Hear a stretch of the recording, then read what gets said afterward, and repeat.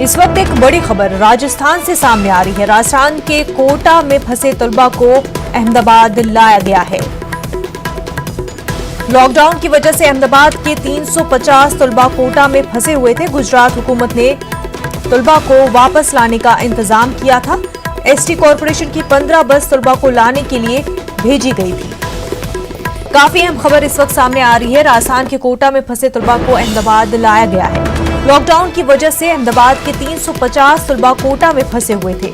गुजरात हुकूमत ने तलबा को वापस लाने का इंतजाम किया था। एसटी कॉरपोरेशन की 15 बस तलबा को लाने के लिए भेजी गई थी।